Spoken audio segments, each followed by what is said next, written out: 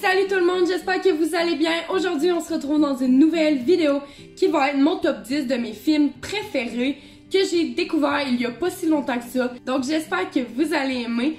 Je jugeais ça important de vous faire cette vidéo-là parce que, on est en quarantaine, donc évidemment, on écoute plus de films qu'à d'habitude.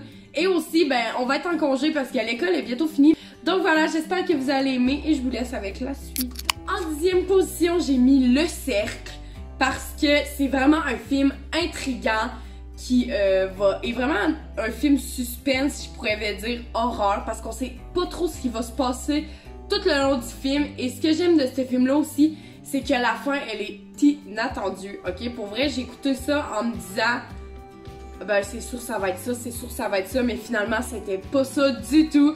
Donc, moi j'adore les films comme ça, je sais pas si vous, mais moi j'adore, donc je vous le conseille vraiment beaucoup. Ce film-là, il est sorti en 2015. Il est sur Netflix, mais il est sur Netflix en anglais.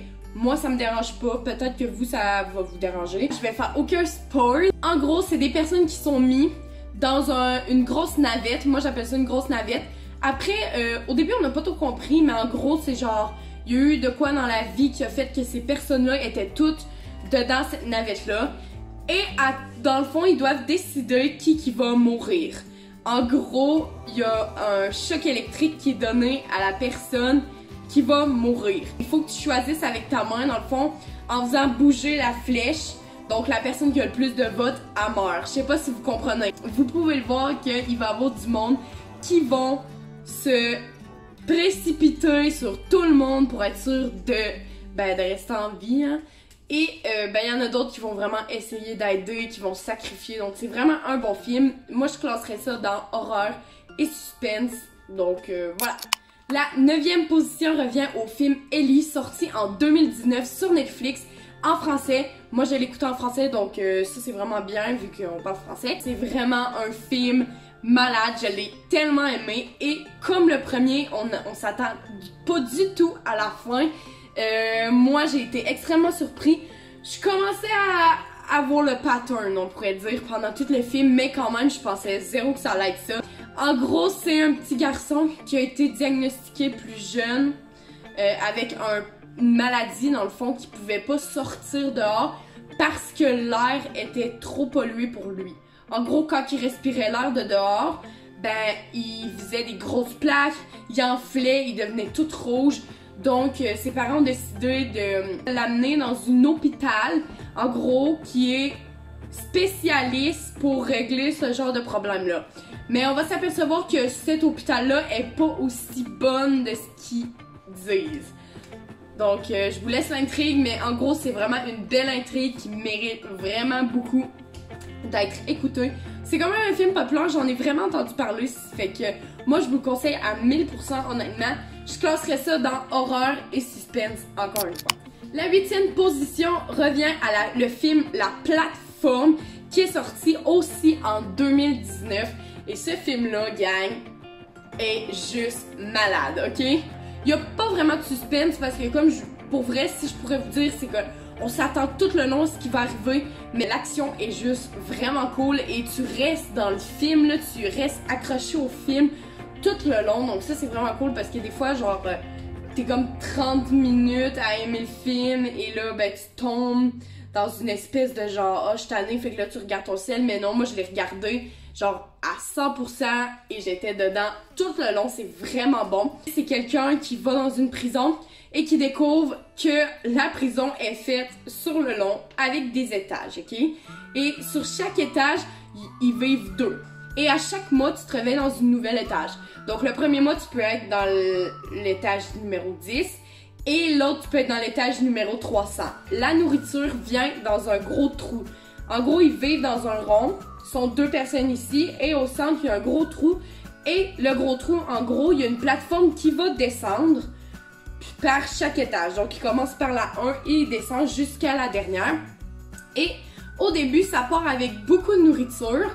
Et donc là, ça descend à la première étage, les personnes mangent, ça descend à la deuxième étage, ça mange. Donc, je sais pas si vous voyez un peu ce qui va arriver, c'est que à l'étage environ 30, il n'y a plus de nourriture pour tout le monde. Imaginez, tu te réveilles au numéro 200 et le prochain mois, tu te réveilles au numéro 300. En gros, tu meurs. Je sais pas si vous avez compris où je voulais en venir, mais ce film-là dénonce énormément l'injustice et l'égocentrisme parce que ben, y a des personnes en fait qui vont manger beaucoup parce qu'ils ont vraiment faim, c'est ça le repas de la journée, et ils vont pas en laisser aux autres en bas. Il y en a aussi qui vont faire pipi sur la nourriture, ça je trouve ça vraiment cave, mais vous allez voir si vous l'écoutez, c'est vraiment un bon film, je l'ai adoré et voilà, je vous le conseille. Le numéro 7, ça s'appelle Would You Rather. Encore une fois, par exemple, il est en anglais sur Netflix. Il est sorti en 2013 et c'est un film d'horreur. En gros, c'est des personnes qui ont besoin d'argent. Eux, ils se font dire qu'ils vont jouer à un jeu avec ben, le monde qui veulent participer. Ils sont environ 10, je pense. Et dès le début, ils se rendent compte que le jeu, en fait, c'est thriller. C'est vraiment dégueulasse, que c'est vraiment pour les tuer. Et en gros, ils comprennent qu'il va juste rester une personne vivante à la fin. Vous allez voir, la fin du film est... Moi, je l'ai détesté. J'avais le goût de étriper quelqu'un. Tout le long, là, quand il y avait des personnes qui avaient à faire des choix, j'étais comme, mais pourquoi tu fais ça? Pourquoi tu fais ça? Donc, c'est cool parce que tu peux vraiment interagir avec le film. Je vais juste vous dire le premier défi. Ils sont tous autour de la table. Ils se font mettre un casque. Donc, il y a une personne qui commence, elle se fait mettre un casque. Et la personne à côté d'elle se fait mettre un casque. Et en gros, c'est Would you rather? Est-ce que tu voudrais plus t'électrocuter toi ou électrocuter la personne à côté de toi? Mais là, après ça, si t'as électrocuté la personne à côté de toi, ben elle se refait mettre le casque, puis l'autre casque revient à la personne à côté d'elle. Et là, ben c'est comme un pattern, vous allez voir. Il y a des défis qui sont absolument imaginables. La 6e position revient au film La Fracture, sorti en 2019, encore sur Netflix, et il est en français. C'est un film d'horreur, mais qui fait pas peur. En gros, c'est un film vraiment basé sur la psychologie, sur la psychiatrie d'une personne. Parce qu'en fait, c'est une famille qui va dans un hôpital parce que leur petite fille s'est faite mal et est rendue à l'hôpital. En gros, la mère et la petite fille partent en opération. Et donc, l'homme reste dans la salle d'attente et il attend plusieurs fois et il se rend compte qu'en fait, sa femme et son enfant est juste disparu. L'homme, il va tout faire pour les retrouver et il va même se rendre vraiment jusqu'à la violence et tout. Et vous allez pas y croire la fin. Honnêtement, vous allez même pas vous y attendre. Je sais que je dis ça depuis le début, mais genre pour vrai, ce film-là, il vaut la peine d'être écouté. Moi, je vous conseille de l'écouter en famille ou entre amis parce que vous pouvez vraiment interagir et vous pouvez dire genre... oh, moi je pense qu'il va y arriver ça, moi je pense que la fille est là, moi je pense que c'est ci, moi je pense que c'est ça. Donc c'est vraiment cool, je vous le conseille, sinon vous pouvez l'écouter tout seul aussi, mais moi je l'ai écouté avec mon amoureux et on a vraiment adoré. La 5e position revient à un film dramatique qui s'appelle Le Pianiste. Je suis sûre à 100% que vous savez c'est quoi. Peut-être aussi, si vous habitez au Québec, vous l'avez sûrement écouté dans vos films d'histoire. C'est sorti en 2002. C'est un film qui s'inspire de la Deuxième Guerre mondiale parce qu'en gros, le pianiste, c'est un juif qui, est pianiste, hein, vous l'avez compris, qui va se faire épargner de la guerre. En gros, je sais pas si vous savez, mais vous devez le savoir, la Deuxième Guerre mondiale, c'était vraiment basé sur les camps de concentration, c'est ce qu'on a le plus appris à l'école. Les juifs allaient dans les camps de concentration. Donc, la famille du pianiste part en camp de concentration, mais lui, vu qu'il connaît plein de monde, ben, il va se faire un peu cacher, épargner. Donc, ça va vraiment l'aider à survivre, mais vous allez voir à la fin, il est amoché, je vous le dis. C'est pas un film de suspense, il n'y a pas vraiment de spoil. C'est vraiment un film qui dénonce la guerre. Moi, je vous le conseille vraiment, j'ai pleuré sur ce film-là. C'était vraiment un beau film. Si vous êtes sensible à tout ce qui s'est passé pendant la guerre, je vous le conseille absolument d'écouter.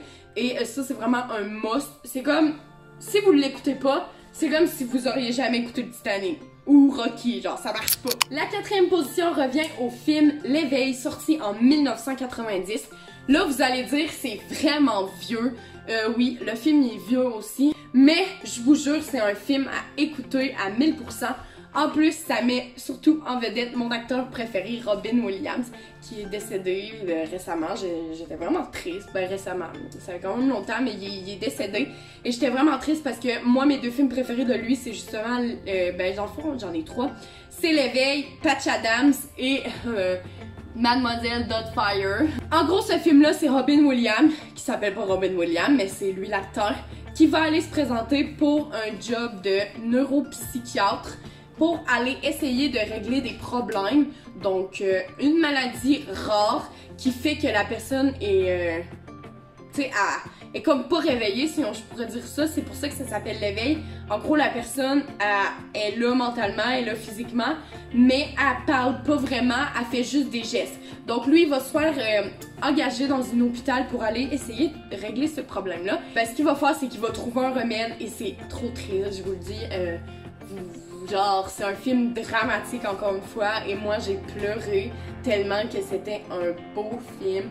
Je vous conseille à 1000%. Je sais que peut-être 1990 ça va pas vous donner envie, mais je vous le jure, vous allez pas être déçus. Et encore une fois, je vous conseille vraiment de l'écouter en famille. Le top 3 a été extrêmement difficile à départager. Je vous jure, les trois films sont égales. C'est les trois films qui m'ont le plus touché, que j'aime le plus. Je vous jure, j'ai passé 1 heure à départager les positions. Pour vrai. En troisième position, je vous mets le film Fury. C'est un film sur Netflix en français qui est sorti en 2014. C'est un film de guerre. Un adolescent presque qui est obligé d'aller à la guerre et il va rencontrer un cercle d'amis. Et c'est comme avec eux un peu qu'il va aller combattre. Et c'est vraiment, vraiment triste parce que vous voyez tout c'est quoi que les guerriers subissent. C'est vraiment cool. Vous voyez aussi le sacrifice qu'ils font. Moi, j'ai trouvé ça tellement beau. Je m'attendais zéro à la fin. Mais j'ai pleuré encore une fois. Je vous le dis, c'était un film juste malade. Vous voyez la beauté d'une personne qui veut défendre son pays. Et ça, j'adore parce que je sais pas si vous le voyez venir, mais le gars qui a été obligé, en gros, il va commencer à aimer la guerre parce qu'au début, il y avait un profond dégoût et il va arriver des événements qui vont faire qu'il va aimer la guerre. Donc voilà, je vous en dis pas plus, mais honnêtement, allez l'écouter. La deuxième position revient aussi à un film de guerre qui s'appelle Le Survivant. Et ça, c'est un des plus beaux films que j'ai écouté toute ma vie, qui est sur Netflix, en français aussi. Ça met en scène 4 personnes, donc 4 soldats, qui s'en va sur un terrain pour combattre l'État islamique. Là, je veux pas m'avancer là-dessus, mais en gros, ils s'en vont voir les terroristes, ok? Ils sont 4 pour genre une armée de personnes et donc, ben vous voyez là, il va y avoir des combats vraiment extrêmes. Ils vont même demander de l'aide de leurs compatriotes, je pourrais dire, ils sont juste 4 sur un terrain.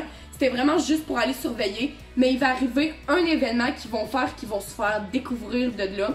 Et c'est pourquoi après, il va y avoir plein de monde qui vont les chasser. Moi, il y a une phrase qui m'a marqué et c'est ma phrase préférée de tous les temps et c'est « Vous n'êtes jamais hors de combat ». Et ça, c'est une phrase qui me ferait frissonner. Vous allez comprendre un peu pourquoi à la fin. Si vous écoutez le film, vous allez comprendre aussi plus que là, je vous dis, vous n'êtes jamais hors de combat. Le dernier, gang, je suis pas sûre que vous en avez entendu parler, mais c'est vraiment un film de intrigue de malade.